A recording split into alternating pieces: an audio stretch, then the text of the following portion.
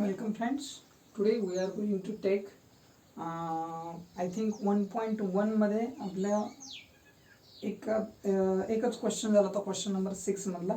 So we will take two questions from that and then 7 and then we will take the basic for 1.2, right? Okay, so question number practice set 1.1. okay, practice set 1.1 question number 6. त्याच्यातला first झालेला आपण second घेऊया. What is second? You have given R dash S dash T. म्हणजे तुम्हाला हा segment अशा पद्धतीने दिला आहे. आर दिला इथं, इथं एस दिला आणि इथं टी दिला आहे, राईट? ओके, एस टी तुम्हाला लेंथ ऑफ एस टी दिला आहे. पहा, length of S T is given 3.7. Okay, then length of R S is also given. R S तुम्हाला दिलेला आहे. आर एस पहा किती आहे. R S is 2.5. ओके, हे दिलेलं आहे. तर तुम्हाला आर टी काढायचा आहे. Length of R T is equals to. Okay, so आता पहा कशा पद्धतीने काढा. ओके, सो आर एस तुम्हाला दिला आहे किती. आर एस इज 2.5 आणि हा एस टी जो आहे म्हणजे हा पुढचा तो 3.7 दिला आहे. सो आर टी कसं निघेल? By addition. Okay, so length of R T is equals to length of RS plus length of ST, right? So what is RS? RS काय असला पाहिजे? 2.5 plus ST काय असला पाहिजे? 3.7. So 7 plus 5 12. okay, carry 1. so 3 3 6. 6.2 काय असला पाहिजे? Answer पाहायचा 6.2 लेंथ ऑफ काय RT. ओके, अशा पद्धतीने आता आपल्याला देताना त्यांना दिलंय हे S is between R and T. अशा पद्धतीने ते सॉल्व करता येतं. नाव क्वेश्चन नंबर थर्ड तुम्हाला X dash Y dash Z दिलाय. Y is between X and Z आणि आपण फिगर समजा काढली तर अशा पद्धतीने काढू X Y and Z, right? Okay, so X Z, length of X Z is given which is 3√7. okay, and the length of xy, length of xy which is given √7 only. okay, तिथे आहे √7. so you have to find what xz, sorry yz, length of yz is equals to what, right? okay, now आता पहा आपल्याला काय दिलाय. xz दिलाय म्हणजे हा टोटल दिलाय. so what is this? 3√7 आणि xy म्हणजे हा जो आहे तो किती दिलेला आहे? √7. so तुम्हाला हा फाइंड आउट करायचा आहे, right? so you have to subtract this from 3√7. okay, so to find the length of yz you have to subtract xy from xz, right? so length of xz minus length of what? xy, right? okay, now so what is xz? xz किती आहे? 3√7 minus √7. okay, 3√7 मधून याचा इथं 1 आहे आपण consider करत असतो. 3 मधून 1 गेला म्हणजे राहिलं काय? 2. So 2√7 will be the answer for length of yz. Okay, length of yz किती असला पाहिजे तुमचा? 2√7. Okay, so the questions are very easy. Okay, please take the screenshot.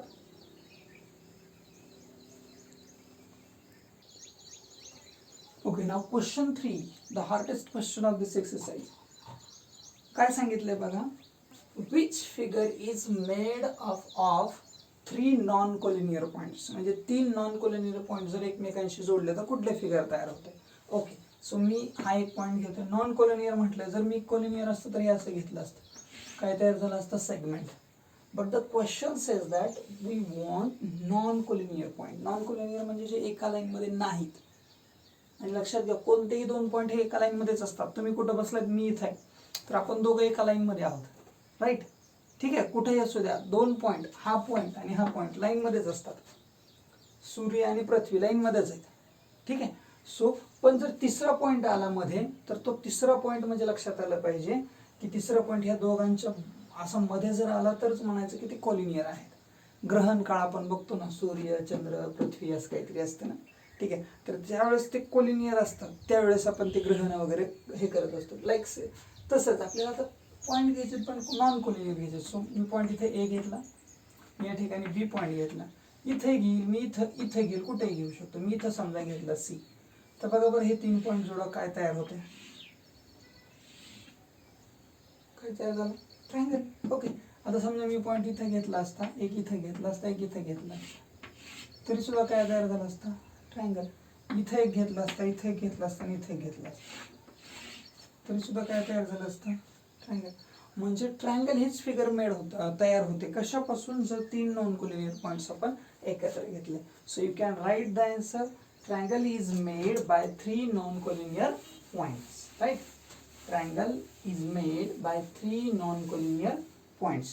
Now we are going to learn the basic for 1.2. आता बघा ह्या चॅप्टरमध्येच आपण, चॅप्टरचंच नाव आहे basic concept, right.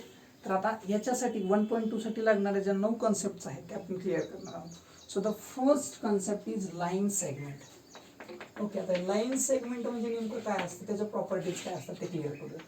This is called line segment. Okay, actually एका पॉईंटपासून दुसऱ्या पॉईंटपर्यंतचा जो distance असतो, जो लिमिटेड डिस्टन्स असतो, दिस इज कॉल्ड सेगमेंट.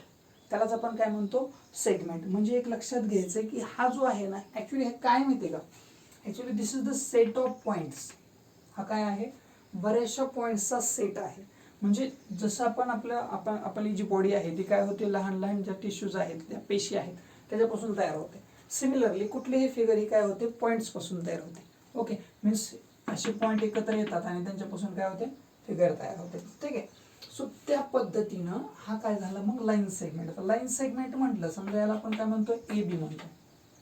ठीक आहे, तर याला आपण शॉर्टमध्ये सेग ए बी असं म्हणणार आहोत. सेग ए बी. मला सांगा, सेग ए बी जर 5 असेल, if seg A B is 5, सेग A B म्हणजे कळलं ना, सेगमेंट ए बी. सेगमेंटच्या ऐवजी आपण जसं ते श्री आपलं असतं ना, श्रीमानच्या ऐवजी आपण फक्त श्री लिहितो, तसं हे सेगमेंटच्या ऐवजी फक्त सेग लिहायचं. ठीक आहे. So A B is equals to 5 असेल, then tell me what is B A. B A काय असला पाहिजे, yes definitely that must be 5. तो सुद्धा काय असला पाहिजे, 5च असला पाहिजे. का ते लक्षात घ्या, कारण इथून इथपर्यंतचा डिस्टन्स आणि इथून इकडचा डिस्टन्स, तुम्हाला समजा एखाद्या ठिकाणाहून, समजा तुमचं एक ठिकाण आहे, समजा पुण्याहून तुम्ही औरंगाबादला येत आहे, मधला डिस्टन्स समजा आपण कन्सिडर करूया की 250 किलोमीटर आहे, 250 किलोमीटर कन्सिडर करूयात. ठीक आहे. सो पुणे टू औरंगाबाद तेवढा डिस्टन्स. मग औरंगाबाद टू पुणे डिस्टन्स वाढेल का, नाही, डिस्टन्स तेवढाच राहील, डिस्टन्स बदलणार नाही. तसं याच्यामधला डिस्टन्स सेम असतो. आपण याला सेग ए बी म्हणू शकताय किंवा सेग बी ए म्हणू शकताय. म्हणजे हे थोडक्यात तुमचं नाव आणि आडनाव, आडनाव आणि नाव, अशा पद्धतीनं सेगमेंट लक्षात ठेवायचं, लाईन सेगमेंट. ठीक आहे.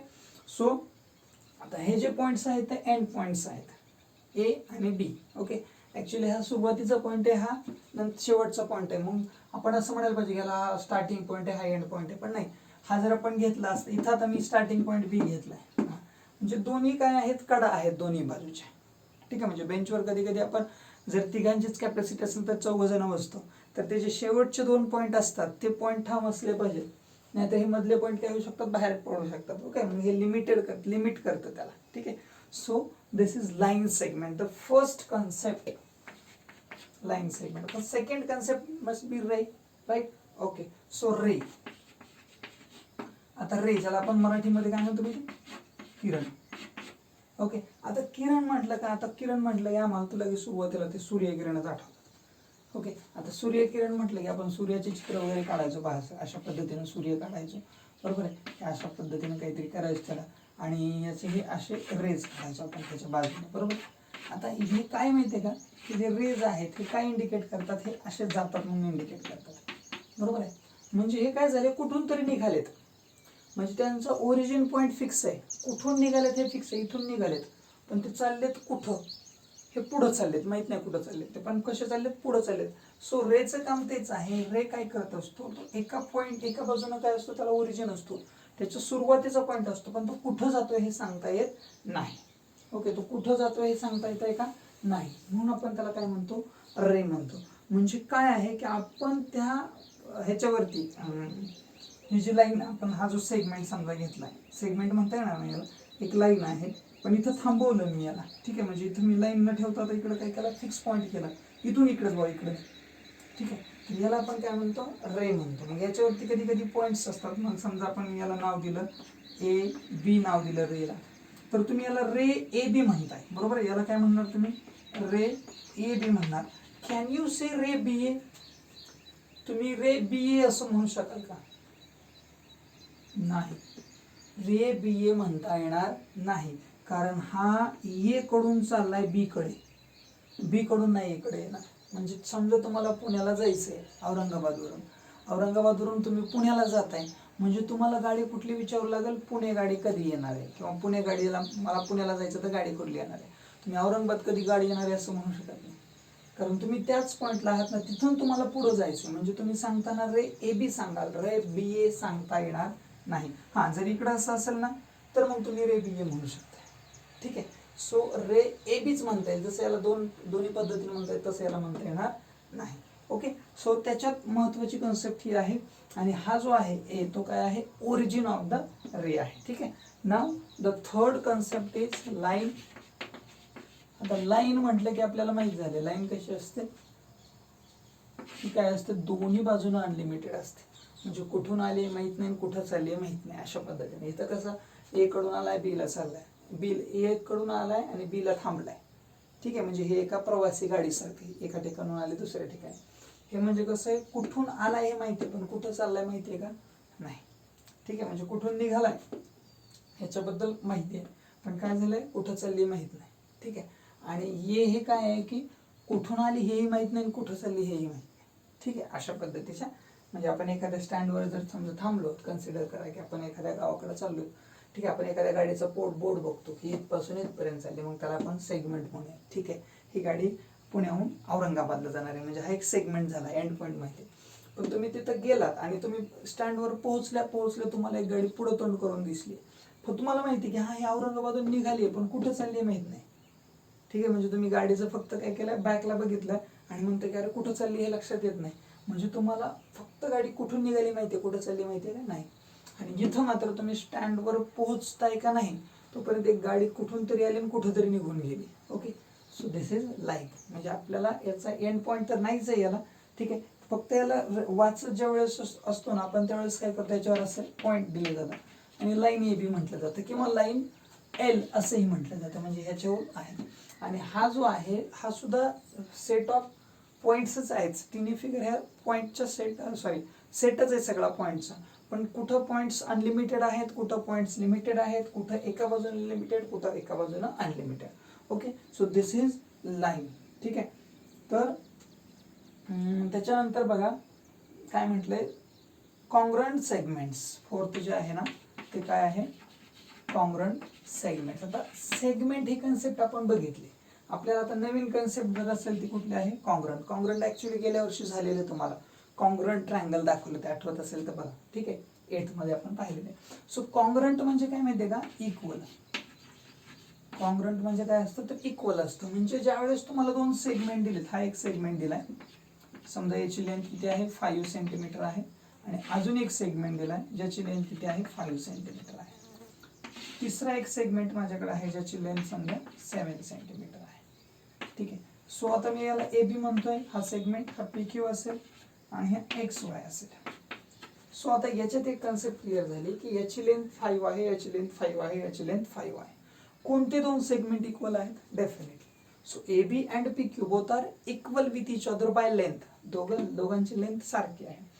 एक्स वाय हा पी क्यूशी इक्वल आहे का, नाही. ए बी सी इक्वल आहे का, नाही. इट मीन्स हा कॉन्ग्रंट नाही याच्याशी किंवा याच्याशी. पण दोघ जण आहेत जे एकमेकांसारखे आहेत, मग त्याला लिहिलं जातं segment A B congruent segment P Q. गेल्या वर्षी साईन बघितलेलं आपण हे कॉन्ग्रंटचं. ठीक आहे.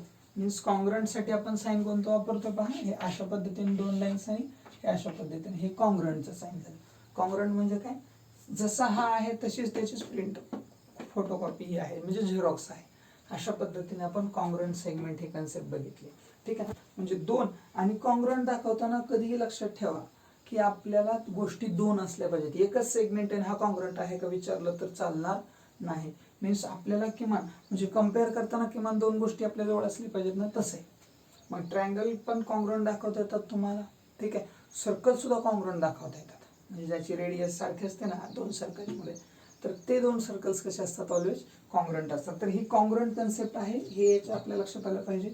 म्हणजे आपण काय काय पाहिलं पहा, line segment limited by both end, ray limited by one end but unlimited by another.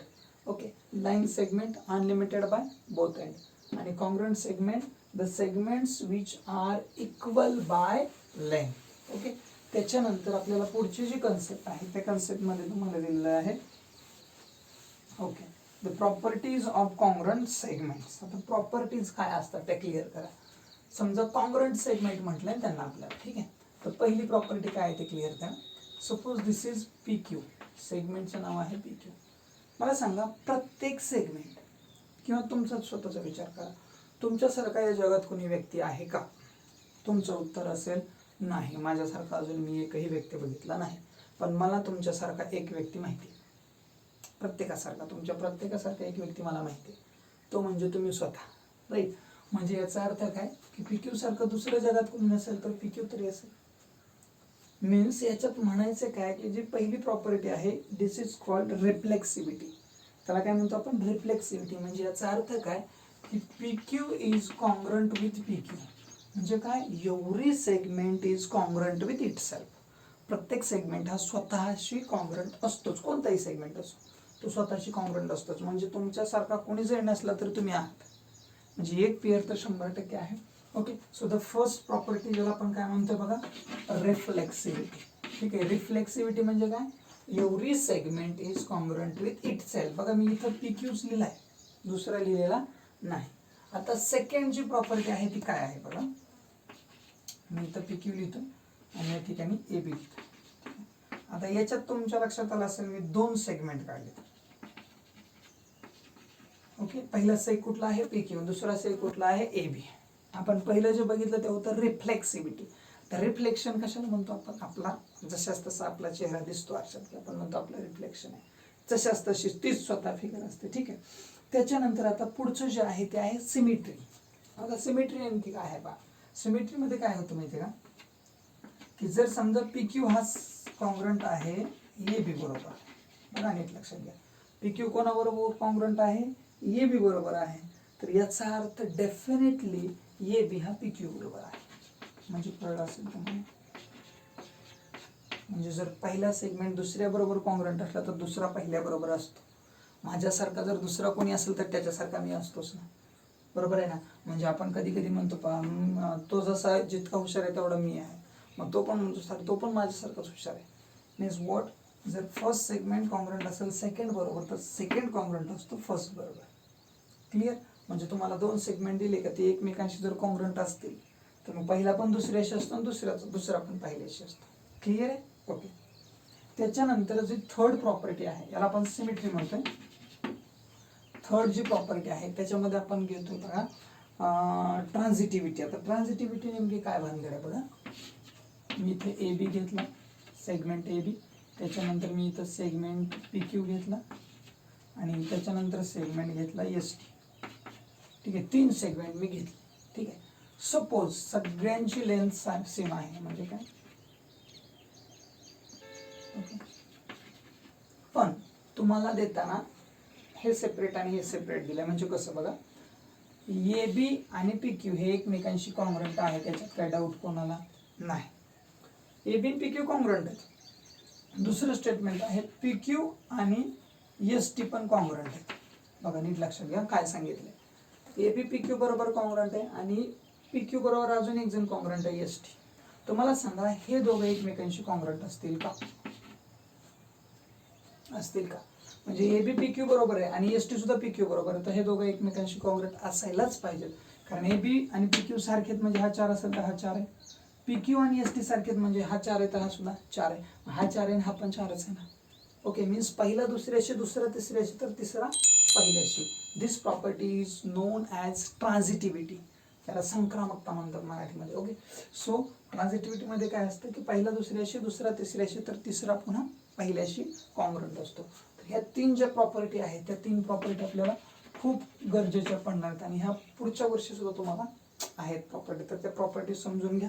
आणि असं नाही की फक्त सेगमेंटसाठी ज्या प्रॉपर्टीज आपण वापरू शकतो. म्हणजे आपल्याला समजा 3 ट्रायंगल जरी दिलेले असले एकमेकांशी कॉन्ग्रुएंट तरी सुद्धा तुम्ही ती ट्रान्झिटिव्हिटी वापरू शकता.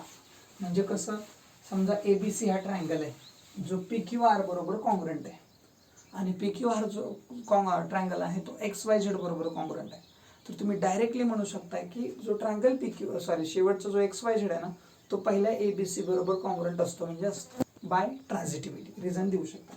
ठीक आहे. त्याच्यानंतर आपल्याला बघायचं the mid point of the segment. तर बघा mid point of the segment म्हणजे काय.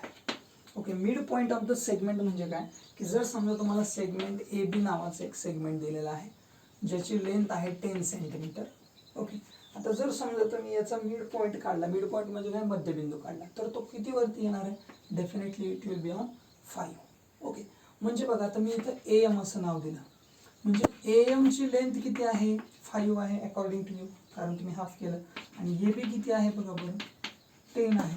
म्हणजे AM चं AB बरोबर रिलेशन काहीतरी येईल ना, AM हा AB च्या काहीतरी असेल ना, AM हा AB च्या काय आहे हाफ आहे किंवा ट्वाइस आहे काहीतरी असेल, ऑलवेज हाफ असतो.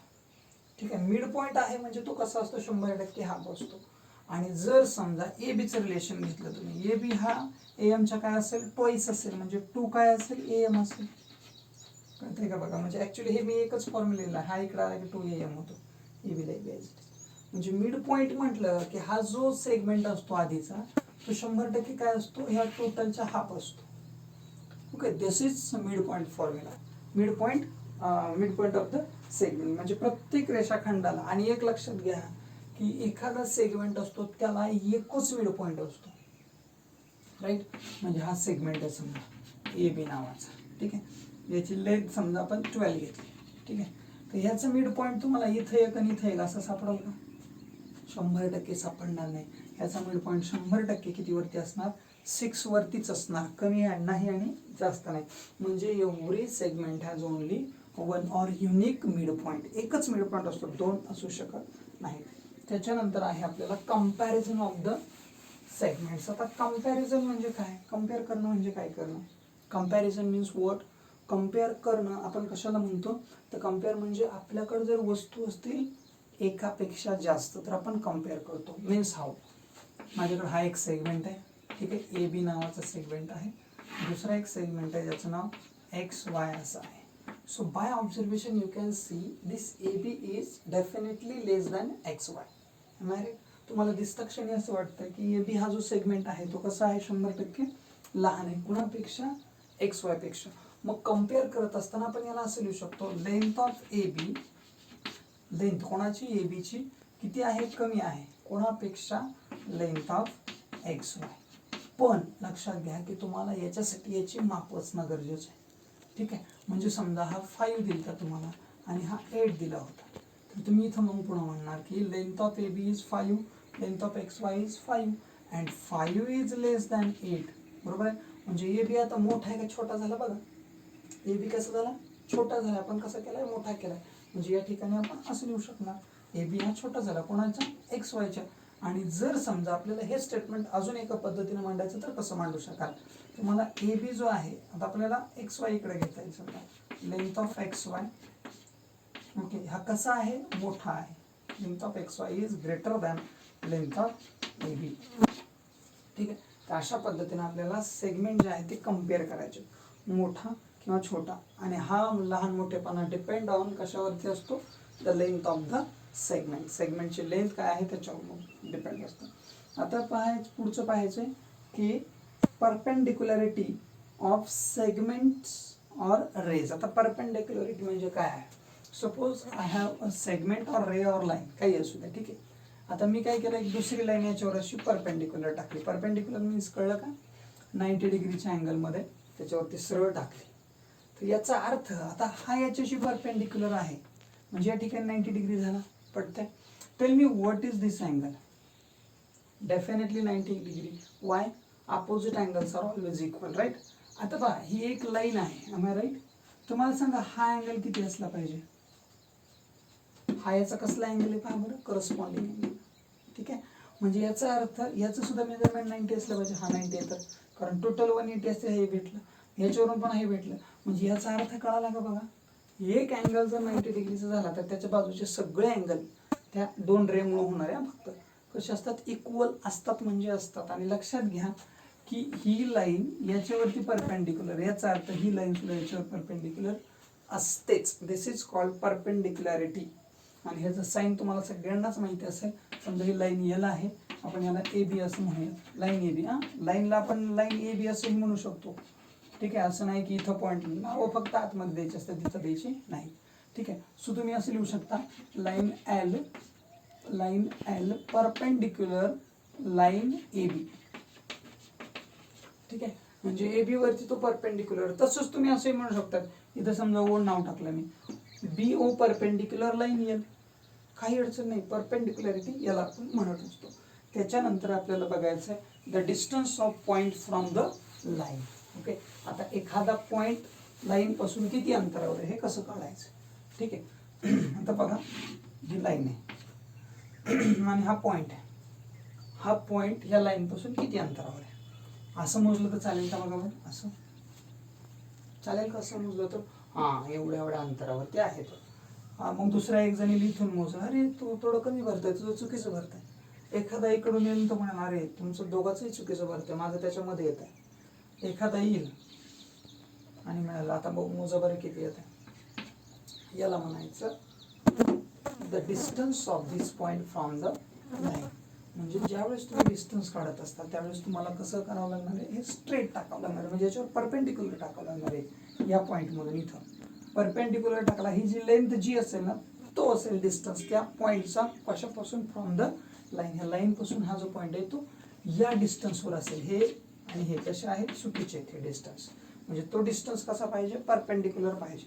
जर परपेंडिक्युलर असेल तरच म्हणता येतं की हा काय आहे, पॉईंट एवढ्या एवढ्या डिस्टन्सवरती त्या लाईन पासून आहे. म्हणजे आपल्याला हे बेसिक माहिती असल्याशिवाय पुढचा एक्सरसाइज आपण नाही सोडू शकत. ठीक आहे, सो अशा पद्धतीनं तुम्हाला सेगमेंट असेल, रे असेल, लाईन असेल, नंतर कॉन्ग्रुएंट सेगमेंट असेल, नंतर त्याच्या प्रॉपर्टीज आपण घेतल्या. कुठल्या कुठल्या घेतल्या होत्या आठवतं का? बघा, रिफ्लेक्सिव्हिटी, ट्रान्झिटिव्हिटी थर्डला घेतली होती आपण.